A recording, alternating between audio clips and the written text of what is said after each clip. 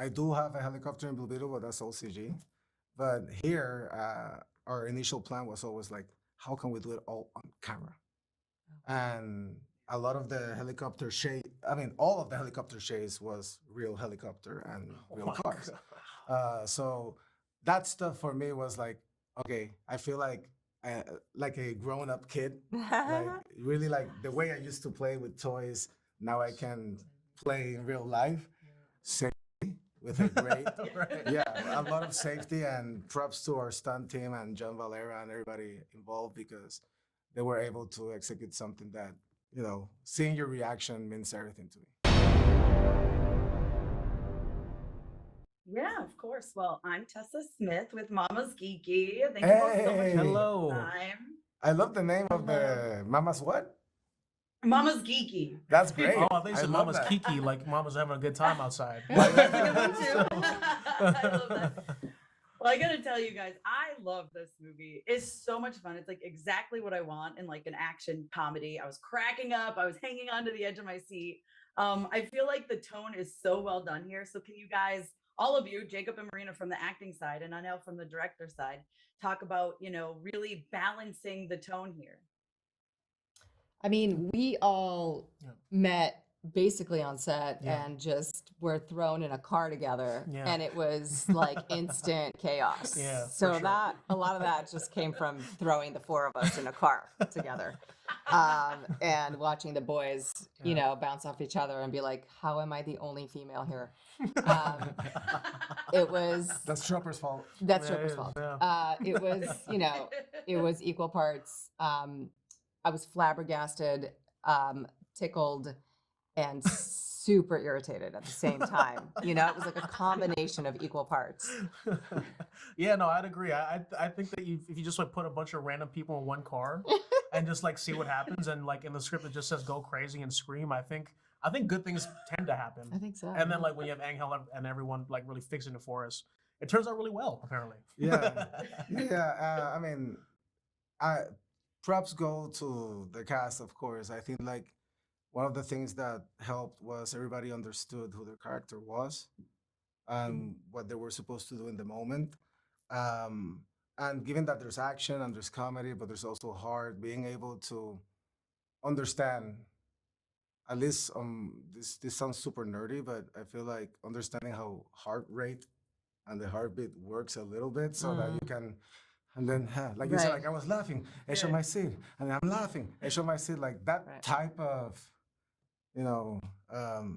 psychological manipulation, if you want to call it. It's something that at least I was like, I wanted the action to be brutal, but I don't want it to pull people out of it. So you sort of like sprinkle a little bit of humor here and add a little bit of emotion there.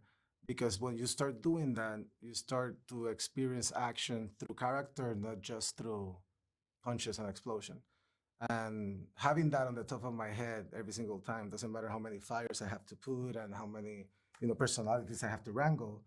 It was very important for me to keep the playpen in a specific tone, to your point, because we wanted this to be unique but still feel familiar.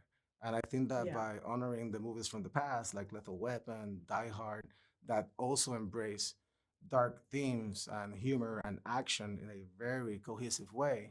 So we wanted to do, what would that look like for this new generation?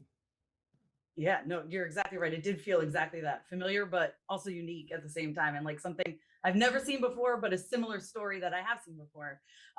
You guys, none of you are new to stunts, obviously, and action. You've all had that in your careers before. Is there something you were reading the script maybe and going, "Ooh, I don't know how we're going to pull this off," but then you did?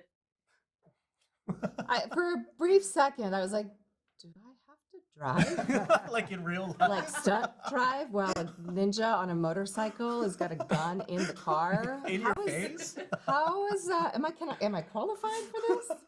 Because of course in your fantasy you do all of it. Yeah, that's right. Yeah. I came into it understanding that I wasn't going to do any of my stunts. Yeah. There was just no way. You want me to flip off a truck? There's no way. So I knew that from the get-go. I just wanted to be in the movie. Yeah.